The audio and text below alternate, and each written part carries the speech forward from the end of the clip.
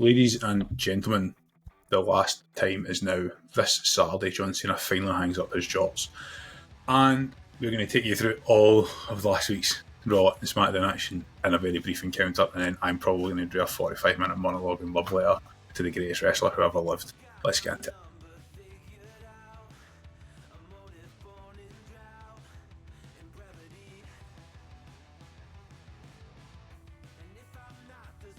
Ross, how are you doing? I've actually got your soapbox. I got it delivered to you. It's just behind you if you want to jump on that for the Cena segment. Like, by all means. Every week there's just more and more boxes in this room. I cannot wait to get this office done. Yes, this is an interesting one. I know, unfortunately, where our man down this week, Daz, has been unwell. The reason he missed last week's pod, and he's still struggling. I know it's a shame because he's probably the only person that loves John Cena almost as much as I do. This is the pod we've been waiting for about 6 months. And we'll try and do some good reviews, and we'll try and do good predictions to what things going to happen this weekend and see where it goes. But this will be a lot of talking about John Cena. And then immediately after this, we are going to record the squash, which will go out in the morning of the last match on Saturday, where we look back at all our fondest memories of John Cena. There may be some overlap between tonight's recording, tomorrow's pod, and Saturday's podcast.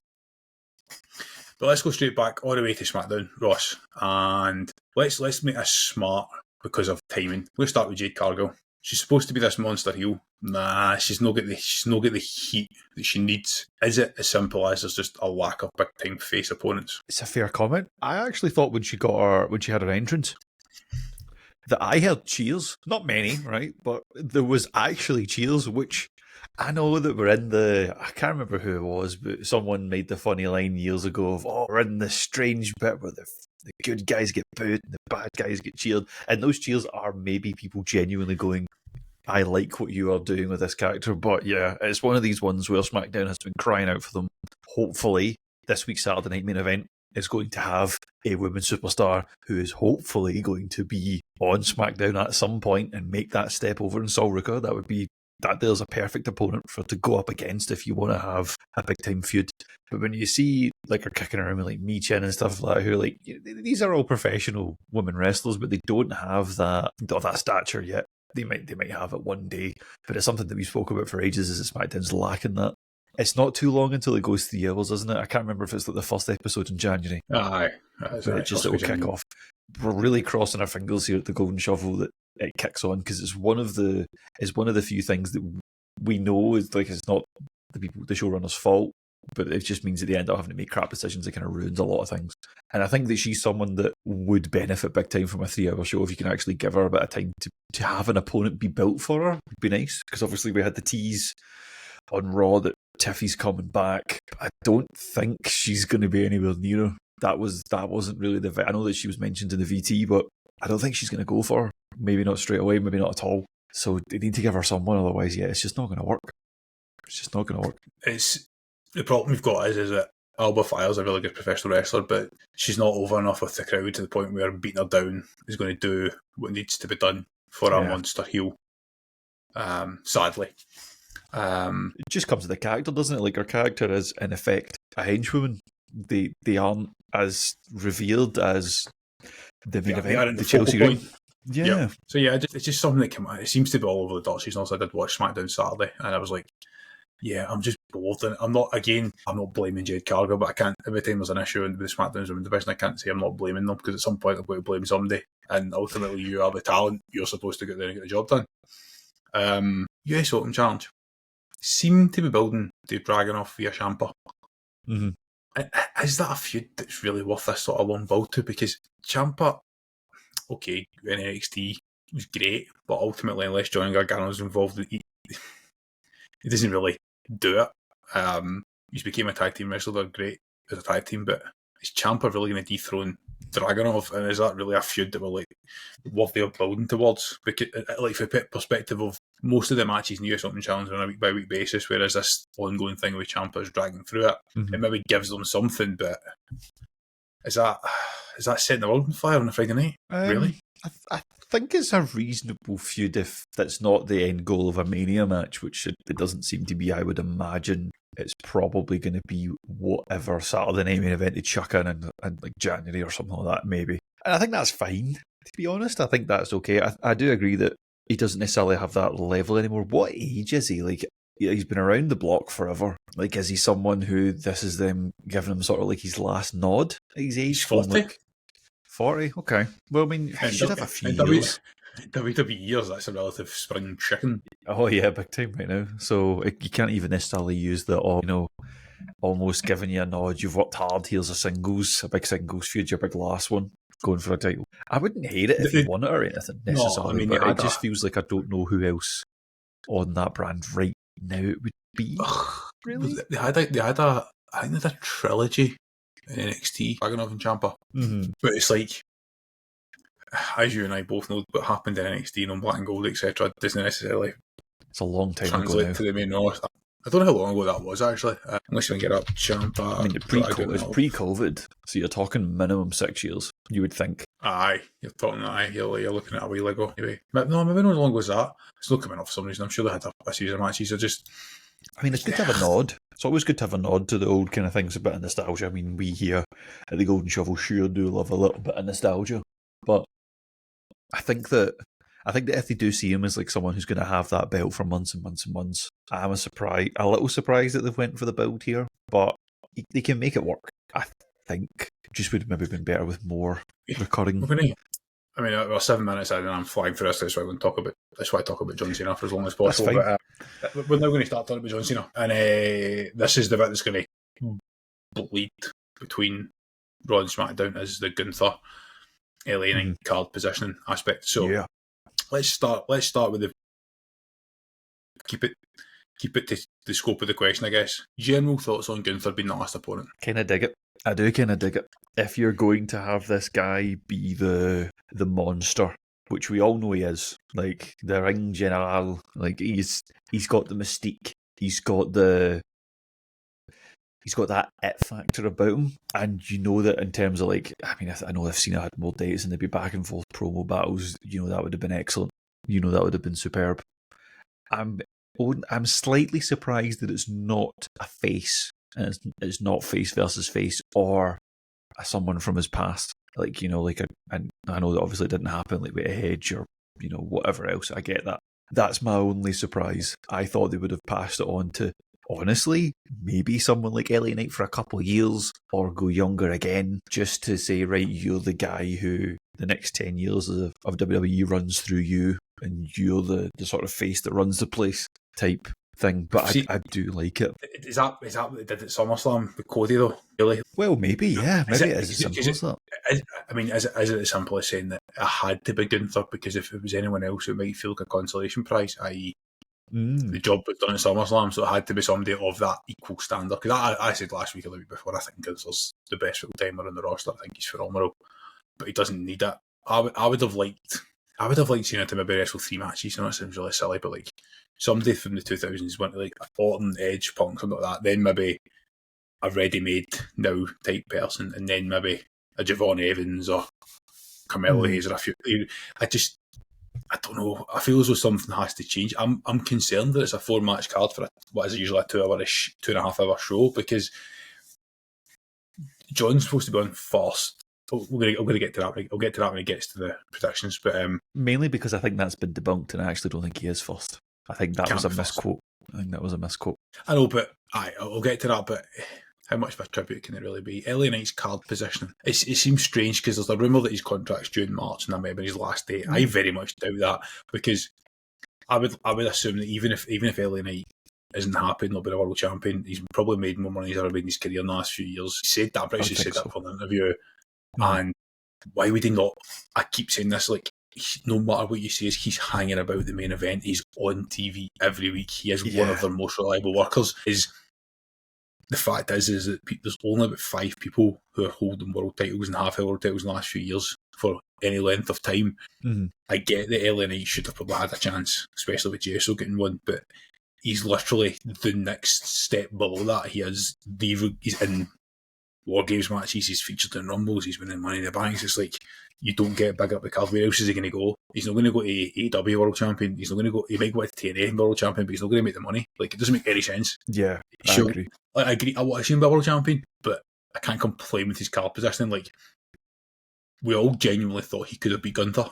That shows what the faith in the community of wrestling fans has in LA Knight. Exactly. Surely. I would think so, because, like, if it was the way that some people view it, where he's buried, I keep on seeing that every single time he loses a match. I will go on Reddit the next morning, and one of the first posts I see is from either a Squared Circle or a Santi Zap Reacts. Like, the subreddit for it going, has LA Knight been buried? He's like, no, you can lose matches. And yeah, he's always the bridesmaid type scenario that he's been in right now, but you can't argue with how over the guy is, and you can't argue that when you put him in a ring, you always get a decent match. I don't think I've seen LA Knight have a poor showing, really. The guy's experienced, he knows what he's doing. I mean, it's a shame he's not been given a belt. His feature last night, though, it was interweaved throughout the whole show. Yeah, he was, 2 or 3 times he was throughout. Promo was strong, good match, taken out. I mean, I hope he's been taken out for a couple of weeks, because it gives him a break from being involved every week and having to be in this vision vortex. It would be a good thing that have a break from TV. But I'm a fan of his work. There's no way somebody like that, who's been a career wrestler, a guy who's been on the road for 20 years, is going to walk away from the WWE when he's, oh my God, every couple of years he'll be a US champion. Everybody will really like his matches. That's quite a good place to be when it comes to the WWE.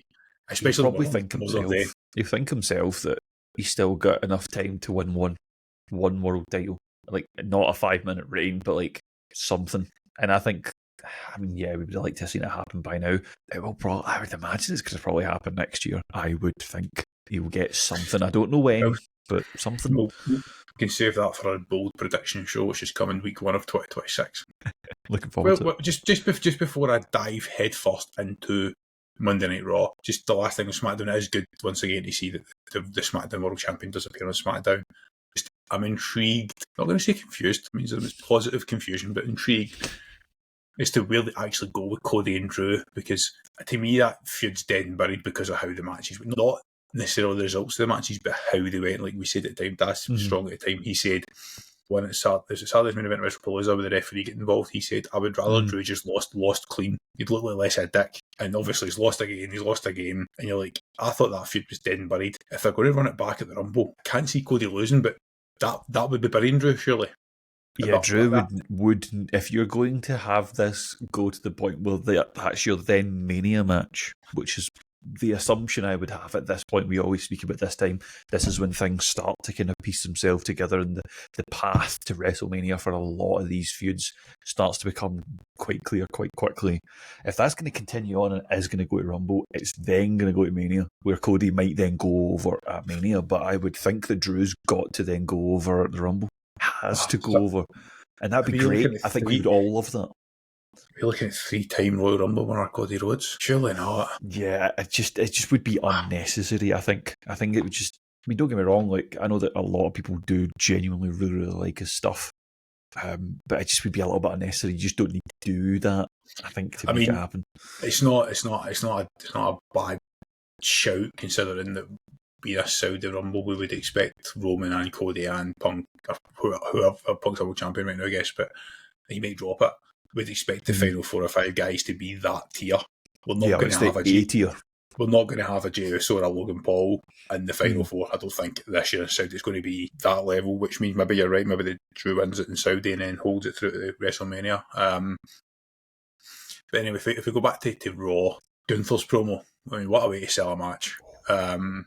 He's just good. And I'm with you. I just wish we'd had them both on the mic for like a couple of minutes, because I think it would have been absolute fire. I'm kind of hoping that that's what we get on Saturday, because they do open the show but for a promo and then close it with the match. Yeah, I think that would be sensational, because I know that there's been some sort of weird misquoting, or I think, or like Cena said it would be on first and then kind of ran it back in the same interview, but it's a perfect way to set it up. If you don't want to have Cena appearing before then on the Friday because he's not got the dates left, then yeah, open up with them, get him to interrupt. I don't know, have like Cena get beat down or something in the intro, and then you could probably even book it where that's how Gunther could make him tap out in the main event. There's probably you're out, and then everyone wins and loses at the same time. But do that, because yeah, the pair of them are just fire on the mic. When he's like getting like right in the camera's face, like you the emotion that he's pushing through Gunther, he's excellent. I think he'll be really, really good for that. I cannot wait to see post Saturday where he goes and what they do with him, because he needs a gold belt in place. The hardest thing is how do you keep him away from the world title picture whilst other things are going on? It's impossible, isn't it? But then I'm going to get shut on for saying this, but is he potentially an Undertaker type character? That not that he's that level, but what I mean is like he is the attraction. He is the main event. Wrestling him as an achievement. He's not going to. He's not going to have like 20 plus wins at Mania, right? Because he's already lost and stuff like that. But like you know what I mean. Like he is like a guard. I said this. Like, he's almost like the final boss just now. He's like the guardian of the WWE. Like it's like a rite of passage. There's certainly. I think you can make a really good argument for that because he's got he kind of works slower the same way that Taker did. Obviously, he looks like he's going to potentially retire two superstars. I mean, if he is in any way near AJ Styles towards the end of his retirement, then you are absolutely spot on in your assessment that he is that guy. Now, it may make it a little bit samey, but I believe it. Like you said earlier, if he goes up against someone, I believe he's going to beat them. It just doesn't matter who it is, doesn't matter the situation, the stipulation. I think he's going to go over because they've managed to craft a character where I think he's unstoppable. I reckon Gunther could put on a fucking WrestleMania level match with me. I think he's that good. Could he retire Lesnar next year? I mean, I've said that. I've said for a while. I think if Lesnar goes out in SummerSlam Minnesota, I would pick Gunther because it's a match I do want to see. I've walked that back a little bit with the Saudi Arabia announcement. I just think that Brock Lesnar will not walk away from a couple $1 million payday tax-free.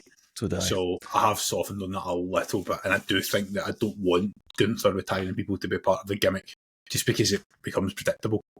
And eventually somebody beats him on the way out, and you're like, oh, was it the right person? Was it the wrong person? You know, a bit like when Taker lost to Lesnar, which I probably have the unpopular opinion on that scenario. Before we carry on right into Raw, I'm just going to throw in I was going through, I mentioned this last week, I mentioned it again, we have another channel where we do mostly game collecting, but a little bit other nerd stuff, a lot of trading cards, some other things are going on. I'm going to be doing this office up next month, and I'll be looking for any help or advice anybody about giving what I should do in terms of backgrounds and displays and stuff to tie in the wrestling. But I was tidying up my cards earlier, I've got a fuck ton of doubles, so do me a favour, go and find this video on YouTube if you're watching it, or if you're listening, go and find us on YouTube. Comment down below what you think Gunther's 2026 will look like, and I'll pick a comment and send you wrestling cards. And tell me a favourite wrestler. Tell me a favourite wrestler as well, because I'll see if I've got a couple of your cards kicking about. Because if you pick up a women's wrestler, you'll probably get a better chance, because I have got a fuck ton of spare Alexa Bliss for some reason. So yeah, go and find out the video. Go and find the video podcast. And while you're there, have a look at our collecting videos as well. We'd really appreciate that, and let us know if it's something you want to see more of. You'll see it in the subscription feed of this channel, because we did it as a collab. So yeah, back onto Monday Night Raw, Ross. This is a quick one.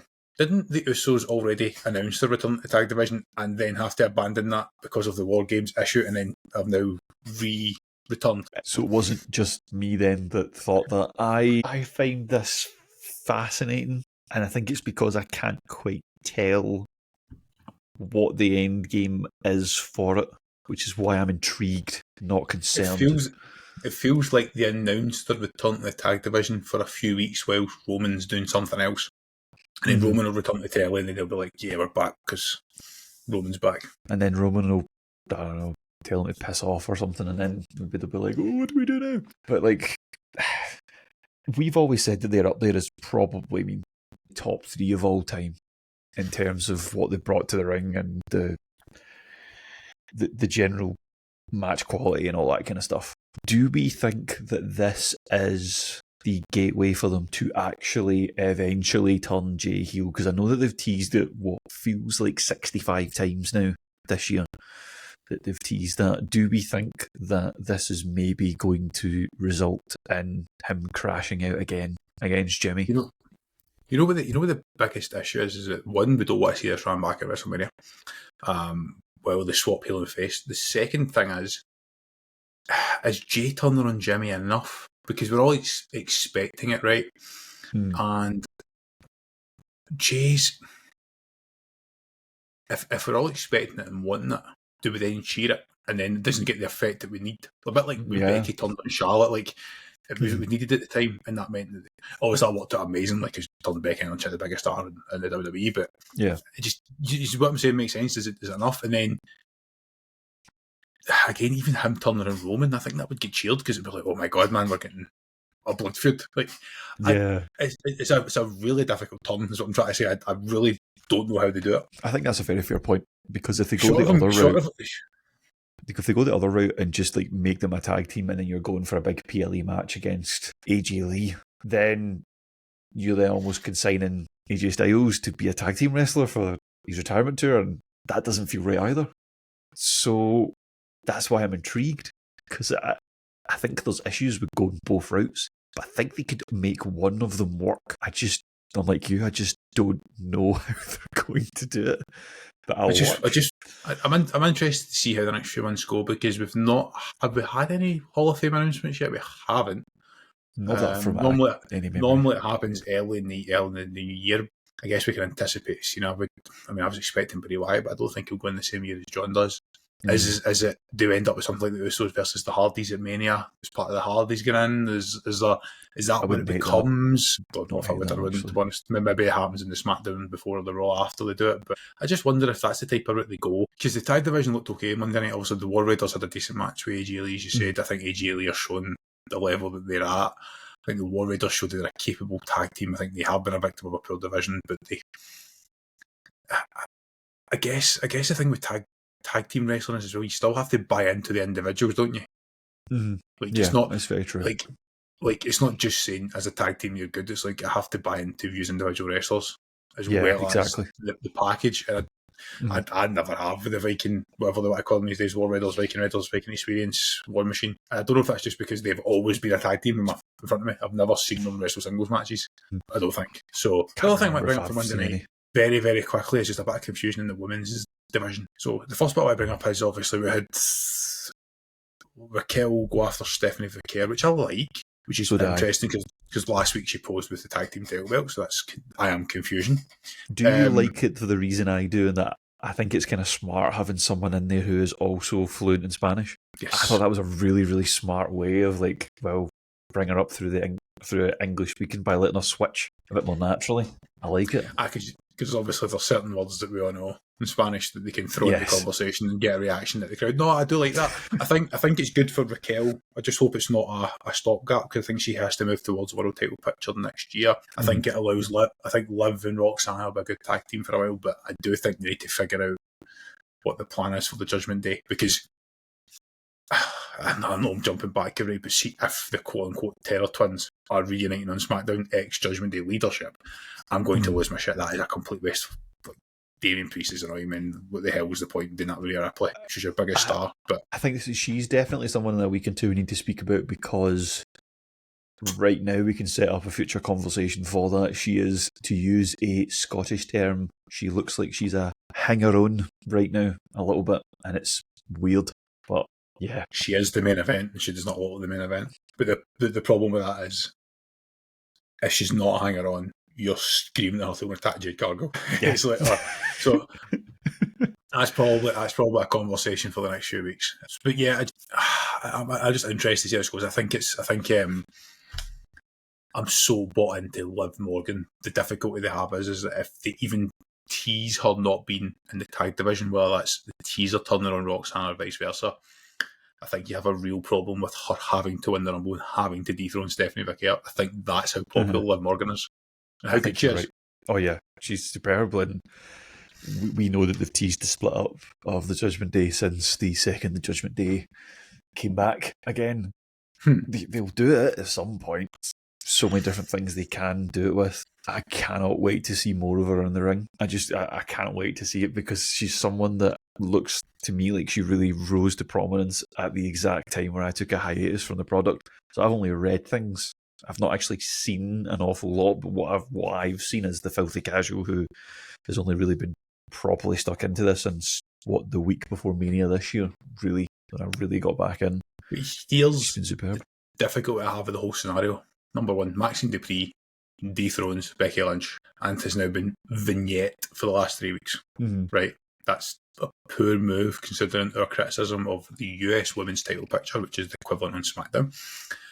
Lyra just lost to Roxanne on Monday night. Now, again, that's fine. You can have good wrestler matches and it won't hurt you too much. But Lyra was like here at the end of that feud with Becky. And it's like, you've done nothing with the Bayley story. You've done nothing with the momentum's gone. It's fine for Bayley because at any moment they could say, shit, we need somebody in the main event picture. Right, throw Bayley in there. Within a week or two, we'll forget that she was running a whole story programme because it's Bayley and she's one of the greatest of all time. And that's fine. With Lyra, it's like you'd have to build, almost like you could have to build her back up at some point. She's went from being, and I put this onto my notes today when I was sorting through the cards because like, why have I got so many Lyra Valkyria cards and why are they all doubles? I just feel like that momentum is such a waste. Like she could have been world title picture. To be fair, what have we been doing here, Ross? That's the question I'm going to ask you. Is it another one? I think honestly, it's another one of those ones where that feud was probably the WWE confirming to themselves, right? Okay, if we need her, she's good. She can do it. She's fine. And then I think she sort of slipped into the same scenario we've seen where it's like, right, okay, well, you guys need to do this, but you guys need to do this in February. So you kind of just need to muddle around a little bit, which is a shame, right? You would think with the amount of hours of time that they've got that they'd be able to do a bit better with that, do more injury angles to write people off if you need to. I get it. Someone's always going to suffer. For me, though, I think they would only need 2 weeks of actual bangers and she'll be fine again. She's been the same way. She's in that level of Bayley for me where just give me a couple of weeks of good stuff and I'll just forget about it and I'll be all cool and I'll be fine. So you're thinking possibly Lyra Bayley's a Mania match, perhaps? I think so. I don't think it'll be a belt or anything like that, but I think that at some point, I don't know necessarily when, maybe the Rumble is going to be the week before the Rumble. We have the tease and then it happens at the Rumble and then there's your fire. And that match will be great. We're putting a lot of stock into that Saturday night's main event and Royal Rumble back-to-back weekend, aren't we? Because it's going to be a big weekend. It needs to be. I think if they don't get the weekends right, then we're in bloody bother heading towards WrestleMania. Though, granted, we will have a lot to complain about. So either way, we win. Everyone else doesn't, but we win. So here's my last question on Monday Night Raw before I get to the good stuff, and I want a one-word answer, maybe 2 words. Try to figure out how to ask the question here. It's difficult for me to only give 1 or 2 words to anything, so I like this challenge. The Masked Man on Monday night, same person or different person than Survivor Series? I mean, whoever they announce might be the same person, but the actual person, same or different? Different. I thought it was different, okay. Because he was quicker. He seemed to be moving a little bit quicker. I thought it was a bit smoother. I'm not going to lie, I also saw the whole side-by-side angle and saying that's a different arse for last week. And it's like, then whose ass was it? I seen rumours that it was Tez potentially. Oh, okay, interesting. I like that. I mean, so every week they're just going to have a different person wield this match. But I think that's brilliant because we can guess all we want, but whoever they announce will obviously be someone. It could be one person that's under the mask, but if they just change the person every week or two, then to me that's good storytelling. So yeah, I thought the same. I thought it was someone different, but I've yet to confirm having. I'll say watched Raw back, but it was on whilst there was other things going on. Chaos. Right, let's try and do Saturday night's main event predictions now. Ladies and gentlemen, we're at the stage of the year, which matches the stage of this podcast. We are almost at the very, very end.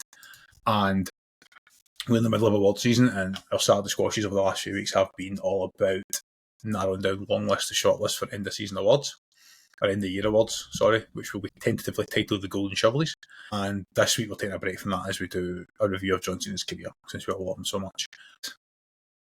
One of the awards that we're going to do, which isn't going to be a long list, is going to be straight to a short list at one of the award shows over Christmas and New Year. It's going to be the worst event. And I'm unsure whether to split the Saturday night's main events up or just throw them all together as one shit show of a 2025 because they have been horrid as fancy in the UK start to watch them when nothing happens. And I will be damned if this one lulls me into another false insecurity, but I will be sitting here at midnight watching it. We're going to do the card predictions and we're going to obviously leave the big match to last, and then I'm going to try not cry and I'm going to try and talk about John Cena. Match number 1. Let's start with some fan favourites, Ross. Let's start with AJ Styles and Dragon Lee versus Javon Evans and Leon Slater. And I can only say one thing. This is going to be a banger, and it will probably steal the show in terms of what happens between the rings, I think between so. the ropes.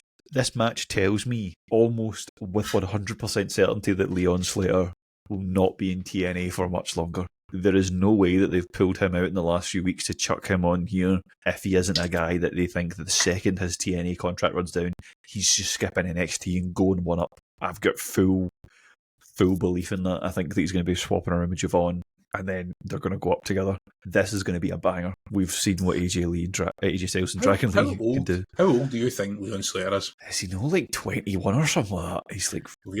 Leon Slater and Javon Evans are both 21. That is scary, man. That is the next 25 years of the WWE right there, which is mental. Granted, I don't think when he gets to 40, Javon Evans will be able to bounce like that. No. But, Leon's a little bit slightly more conventional, I would say. But yeah, this is going to be an absolute banger. I think that putting these two in with a tag team that's been red hot, and one of them being someone who, where they're not a bigger name retiring right now, we would be all over his retirement run in AJ Styles. That's putting a lot of faith in them. And I think they'll reward it, because I genuinely think this will be... I don't know how long they'll go for. We don't know if they're going to add a fifth match, right? But this is going to be at least, I would think, 12 to 15 minutes minimum of just some very fucking good wrestling. And I cannot wait to watch it. Yeah, my prediction? My prediction's probably going to be running throughout this that I think you're going to have AJ Lee win, because I think they do still treat NXT as a developmental, not developmental brand. So, spoiler alert, the main roster superstars can't really lose clean, so they kind of all have to win, but that's okay. I think they'll win, but I think they'll probably have a pretty close one. That would be my guess, is there's going to be like a really fucking tight finish to this that takes it away from I think this is going to be an absolute epic finish that rivals the back stomp off the rope into the Styles Clash. It's going to have something like that. How do they better that? If they better that, I think I'll just fall off my chair. I know, but I'm with you. This is one of those matches that the main roster has to win. I'm not sure who eats the pin, because Javon Evans is the WWE's guy, so you might think, no, actually Leon Slater take the pin, but he is the X Division champion as well. But I would imagine that Leon Slater eats the pin here. I think so. I would think so. But again, being pinned by AJ Styles on a WWE show, which is highlighted and headlined by John Cena and Gunther at 21 years old, is not a bad place to be. Yeah, especially being only just allowed to drink. I mean, Christ, that's a baby in WWE terms. Yeah, so I don't want to be sitting here next week, once again, having to explain to people you can have good wrestling matches and get over. But as you say, not only is Javon Evans NXT, but Leon Slater isn't even WWE, and AJ Styles is as good as they get. They're not going to have that going the other way. So I'm looking forward to this. That could steal the show. Well, that would steal the show if it wasn't John Cena's last match. 100%. Match number 2, as I have on the list here, I'm going to go with Bayley and Sol Ruka. This is the one match where I, spoiler it, could see the NXT talent win, because I think Bayley can get away with it, especially if it leads to this double personality, dual personality, heel turn, not heel turn type thing, if it plays into that.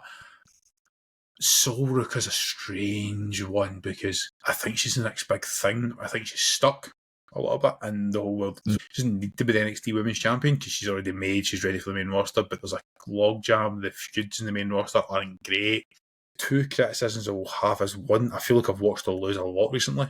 Mindset is, because anytime I see her in the main roster, it's a tag match and she's lost or whatever else. And the second thing is I do think she needs a new finisher, because the more I've seen of the Soul Snatch in the last couple of months, the more I'm seeing people dive into it. They're trying to make it bigger and once to the outside, and I'm like, she's going to end up hurting herself badly. But she's done more than once this year already. It just, I'm just seeing too many people dive into it rather than her actually making it work. I know that sounds like a horrible thing to say, but it could be one of those finishers that only gets busted out, a few times a year, and she has something else for weekly. I wouldn't hate that, to be fair. I think that's a valid criticism. That's why these people are in NXT, is to try to work these things out. In terms of the stuck angle, I think we are building up. I don't know when it's going to be, but I think she's going to have a Shawn Michaels "I love you" moment, and that's going to be how they kind of like deal with the whole Zarya thing. They did another tease again recently where she goes off on one on Zarya, because it kind of looked like Zarya might have been trying to spear her, and she wasn't. And they keep on doing this with it. There's all this friction and tension. They need that big match. I think it'll be like I think it's all written all over it. That's how they're going to do it. In terms of how this one works out, I think they have options because of that.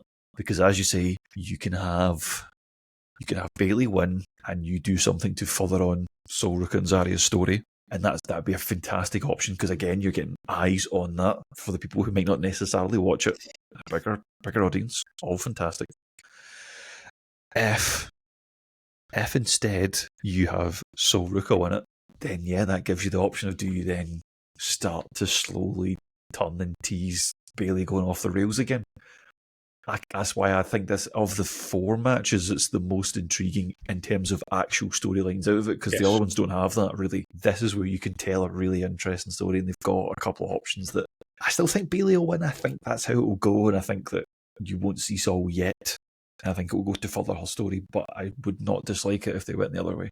Be happy either way. I think this is a match where you could see Sol Ruka in a position where she had the match won and the ref's not available, or something happens, or maybe Lyra's involved and Zarya's involved, and Zarya inadvertently costs her, as you say. It's the one that has the story, because their story is with each other. They both have ongoing stories with essentially partners that could be involved. So I do think there'll be something happens there. I'm going to go with Bayley because I think they've called them exhibition matches for a reason. I don't think NXT talents are going to go for the main roster.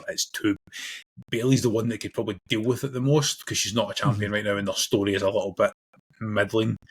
But I have to go with the main roster, and that takes us nicely into match number 3, which is as intriguing for what can happen in the ring as it is and what may set up in the future. I don't actually have that much interest in this match. There is no way Cody Rhodes loses to Obafemi with everything that's going on.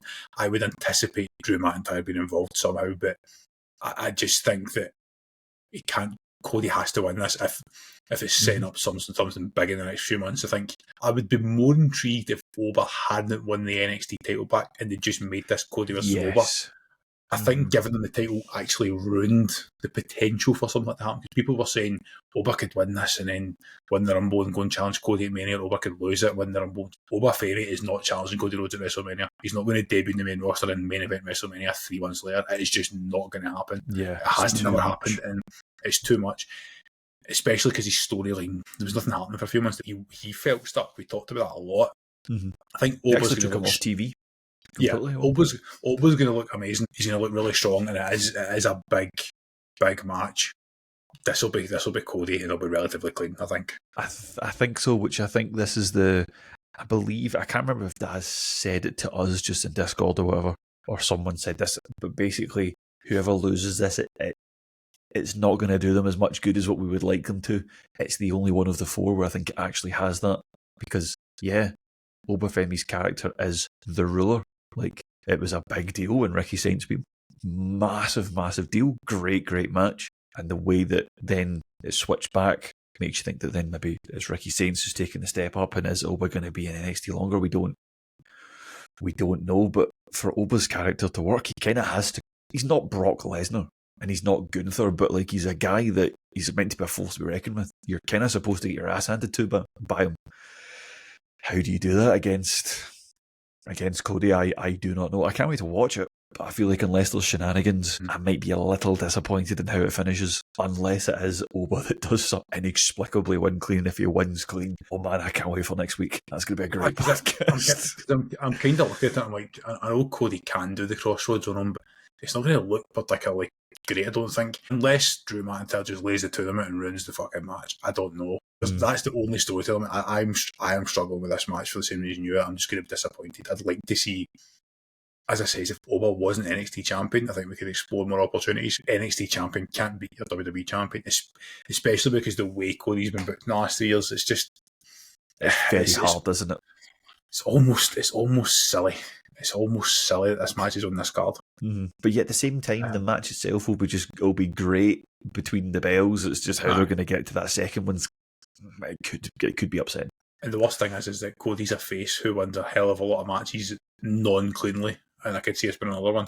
Like, at least when Roman was doing it, he was the heel. Yeah, whereas Oba's kind of a tweener. Kinda. He maybe slightly leans more heel, but not massively. No, he's not a heel. I get what you're saying. So we're at 43 minutes of recording. Bear in mind that obviously we cut all the pauses and get a few minutes out. We now have to talk about the match. John Cena versus Gunther. John Cena has been a WWE superstar, main roster superstar now for 23 and a half years. Debuted in 2002 on the main roster as part of the famed OVW Class of '02, which Brock Lesnar kind of predates it, but headlined by John Cena, Randy Orton, and Batista. I am not ready for this weekend, and I've said that repeatedly for the year. I am intrigued by this match, and I can only see it ending one way. That's all. I can see it ending two ways, but I'm heavily leaning 65-35 one way, as we'll probably say, 70-30 maybe one way. But it has to go specifically this way. If it goes less specifically this way, I will not be happy. I am confused with this whole show, Ross. Really don't. I get the whole let's lead into the NXT thing, but this should have been pure nostalgia. This should have been 2.5 hours of our childhood, not fucking Gen Z's childhood, not the future childhood. Like, you know what I mean? Like, this should have been. This should. So would you have rather have seen basically either not have this event and he's like just main eventing an actual PLE and it's just vignettes all the way through, or would you rather have seen Cena wrestle 4 times? I guess either or.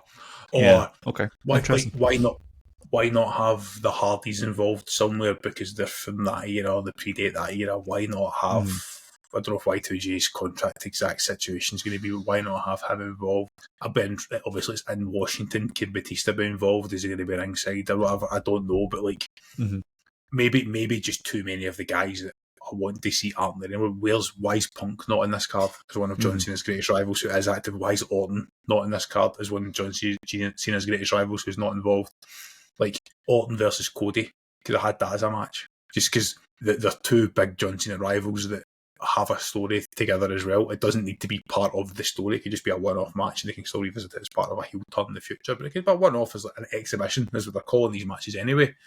I'm just like, I don't think it's delivering what I would expect. I think I'm going to be sitting here once again next week going, I hate Saturday night's main event and I'm fed up with them. I think the reason why they went that way is because I think it does really seem like it's been Cena dictated as the way that it comes across to me. I don't know if that's just the sort of public image that they want and Cena's went with it. But there was certainly an interview that he'd done where he was always talking about the guy, the up-and-comers, and always kind of framing it like that, which I don't dislike. I'm greedy. Could we not have had 2? Were you done one of these in one of the nostalgia ones? You could have done that. I'm surprised it didn't because, money, and that would have made even more money because you could have seen Cena's last match twice. And it could have been a PLE. He could have still wrestled Gunther. He could have some nostalgia and could have a 6 or 7 match card in a proper PLE. Why is that Saturday night's main event? Why? I do find that odd. It's why, again, the closer it gets to, the less I believe it, but it's why I keep on thinking there's going to be some level of shenanigans, just because it doesn't really feel John Cena to have his last match be on YouTube for us in the UK. It just feels a bit strange, but I cannot wait to see it, though. The Saturday night's main event from May had 5 matches in the card, not 4. However, 2 of the matches were 5 minutes long or less. It was Zelina Vega defeating Chelsea Green and John Cena defeating R-Truth. It's 5 matches plus a dark match. Most of them are 4 plus a dark match. So I guess there is scope, but if we're expecting some sort of end of the show, 50 people in the ramp clapping them, I don't see there's space for that. But I'm with you, it almost needs that. Like, here's a personal opinion for you, right? NXT Deadline was a great show, but if you want to showcase Obafemi, have him pin Ricky Saints in front of everybody watching John Cena's last match, rather than wrestling Cody Rhodes in a match that has to only go one way. Yeah. I think that's where I've got it wrong. Like, I get the whole thing of like the exhibition. I've seen Sol Ruka versus a legend or a potential legend in Bayley, and Javon Evans and Luna Slater versus a definite legend in AJ Styles. I get how that can make them look, but you could also have them win a match in front of these people in the casuals. And unless that's how it's going to go, is it going to be one of those nights? Because you know as well as I do that we expect Cena to go out on his back, right? Because Cena's quite traditional that way, and in general, that's how it goes. Is usually when you retire, you go out on your back and you give someone the rub. However, you know as well as I do, if those first 2 matches happen and the NXT superstars win those matches, we're both going to exactly. We're all going to start thinking, oh shit, is he actually going to win? And it's an angle. Do you know the only thing that will make me happy on Saturday night, regardless of the results, is if I hear you think you know me. And it's not going to happen, but I so want it to. I can't imagine. Again, we're going to get to the John Cena favourite moments, but I cannot believe we're having John Cena's retirement tour and we're not getting Edge. It really pains me. It genuinely pains me because... Well, there was someone I saw on Reddit was trying to pose some theories saying that, again, it could just be whispers, be nonsense. There was apparently some chat that they might be laying out Gunther right at the beginning of the show. There has been chat about that. Run that back, which, by the way, if that happens, like, I know there's like a 1 a.m. start over here in the UK to peek behind the time zone curtain. If it's like 1:10 and we're all sitting watching Gunther being laid out by a masked person, I mean, I don't even care. I might just like ignore the rest of it. I'm just going to be sitting with like a whiteboard, drawing out all the possibilities. Well, it's complete fantasy booking, but there's Gunther's WrestleMania match straight away. Yeah, for whoever it was. So you buy yourself 3 months of not having Gunther have to be involved in the world title picture because of how good he is. But it also completely negates the whole tournament you've just had for the last month and a half. But I just, no one disagree with that it feels wrong not having Edge involved. It also feels wrong not having guys like Batista involved, but that's different. They are retired. Edge is also in the retirement home. It's different.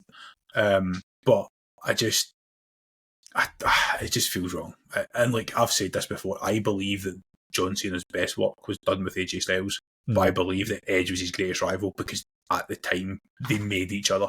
The heel and the face, the heel that was the face of the company and the face who was the face of the company, they made each other 2005 to 2009-ish. There was nothing bigger than John Cena and Edge. And every so often they came together and had these matches and these shows and everything about it was just brilliant.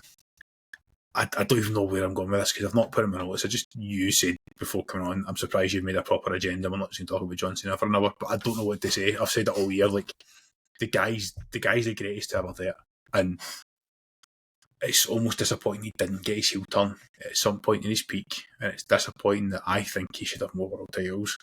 It's disappointing that he wasn't able to try other things in his career, but when he was just allowed to work. What a guy.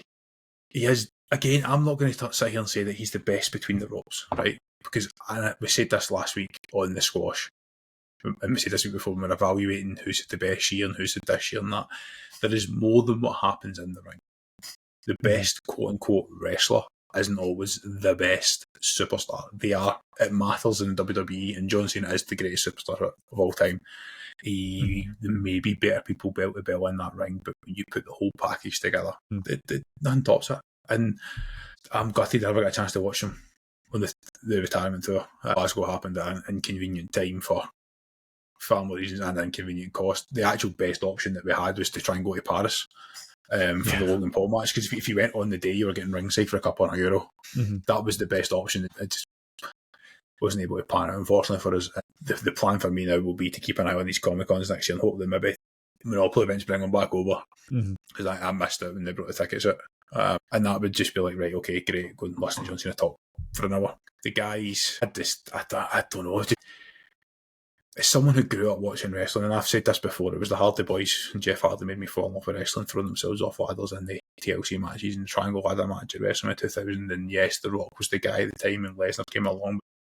If you think that it was maybe, I watched a lot of WCW in the late 90s, but it was really that 99, 2000, 2001 where I went, yes, I love professional wrestling, I will watch this for the rest of my life. John Cena debuted the main roster a couple, 18 months later, a year later. It's very hard for me to remember a time where John Cena was not the guy in WWE.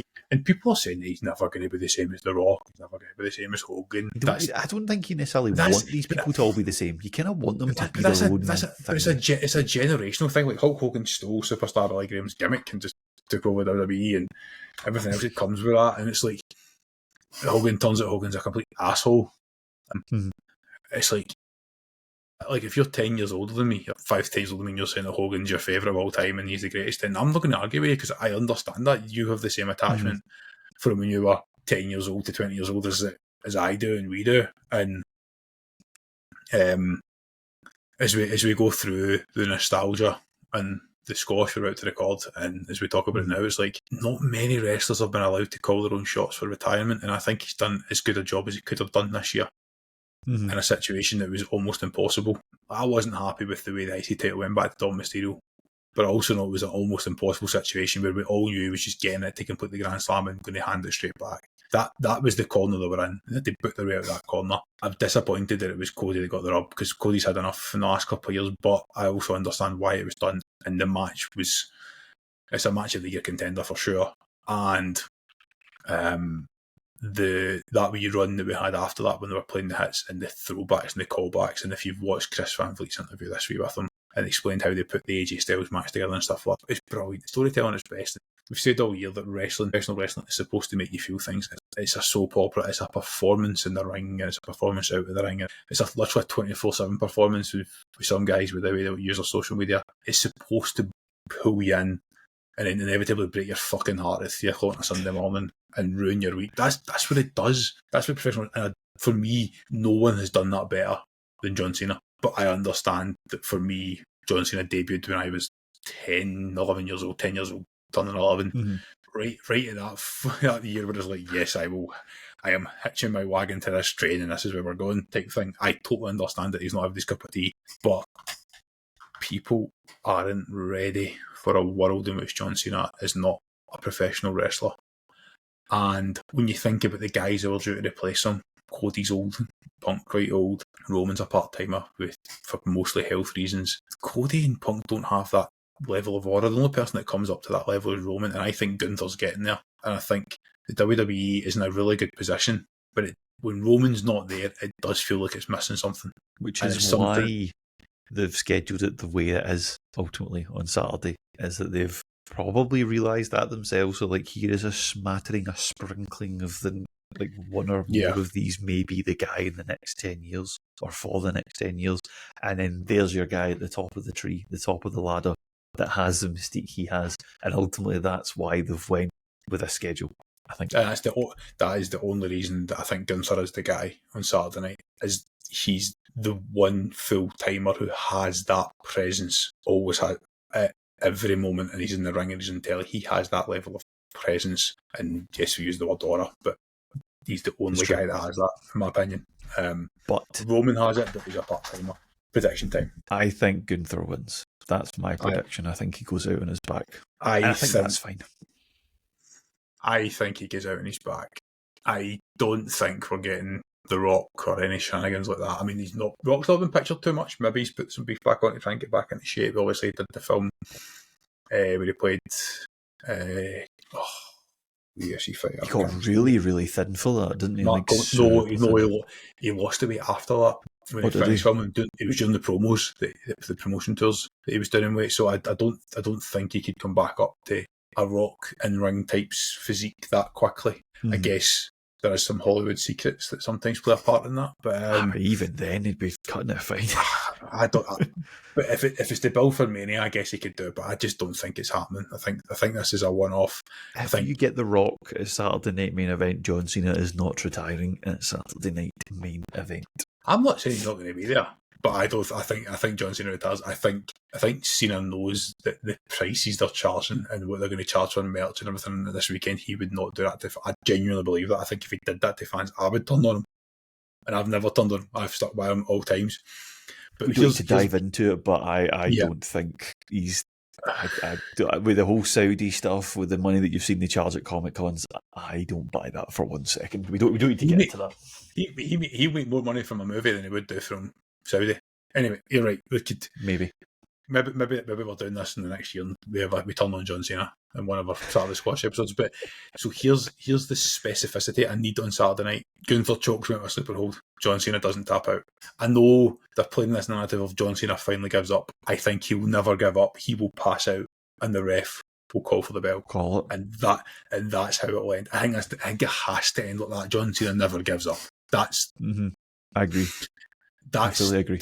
That's to me how it ends. It has to end like that, and I think that's a poetic story as well as Gunther looking like this monster again. I think it does the job. It does the job, everyone. I think if John Cena taps out, okay, we can say John Cena finally gave up and it's the end of his career and it makes Gunther look really strong, but Gunther looks strong regardless. I think him never giving up and passing out in the ring is perfect. And I think you'll have an end of show embrace. Gunther will hold his hand up and they'll do the back and forward thing the way John's done all year. I think it'll look really, really good. I think that's the only way. I don't know what the situation is, but I also think that Charles Robinson should be the referee. And that might not matter to people. That might not matter to people, but I think it's one of these moments that's it should be like that. I also think it's a sad thing that Alicia Taylor's not going to be announcing John Cena. Yeah, because it's Lillian, isn't it? Lillian does Saturday's movies unless they change that for this one night. But I'd like to see maybe even like Tony Schiavone come back out for it and do great. Yeah, But I don't know. That's the stuff that if it doesn't happen Saturday night, I will actually be disappointed. That's the stuff that I would be expecting. But yeah, I think he goes out on his back, but I think he just passes out to the sleeper, and that's it. And it's not giving up. It's all that kind of jazz. I agree. And then I don't know what we're going to talk about next week. Because we're breaking down what happened. Because we've had the benefit all year of being able to talk about the retirement tour and where it goes, and knowing that if we're struggling on a Tuesday because we weren't happy with the weekend's results, we could talk about John Cena. But this is it. Basically, you're banking on my theories this entire time being accurate just to give you a few more months to talk about it. No, it's entirely possible that next Tuesday is the last ever recording of the Golden Shuffle Wrestling podcast, and I'm just like, you know what, it's not worth doing it without John Cena anymore. I'm going to bring it to a close there, and we're going to get ready to record this squash, because I don't know what to make. There's one date left. The greatest wrestler of all time has one date left, and it's with the guy who we think is the biggest star every week on the shows. The guy who inevitably is going to carry the torch for WWE for the next 5 to 10 years and be the top of the food chain. Not Cody Rhodes, because fuck Cody Rhodes. Gunther. John Cena, we expect will get out on his back to a sleeper hold, never giving up, passing out. The referee will call for the bell. Edge's music will then hit, and I will go to bed happy. Anything else, I will be fucking raging, and you will all hear about it next week. Take it easy, everybody. If you are a John Cena fan, please join us for the Saturday squash, which will drop 10 o'clock Saturday morning ahead of that Saturday night's main event. We will not be doing any live for the show. We will all be enjoying the show on Saturday in their own way. That is the plan, but I'm sure we'll be available on TikTok or Twitter if anyone wants to get involved in the messages. Remember, go and find the YouTube video for this. Let me know your favourite wrestler and tell me what your thoughts are on Gunther moving forward. And I'll pick a comment in the next few days to get some free wrestling cards. We'll see you guys on Saturday when John Cena finally hangs up the boots. Take it easy.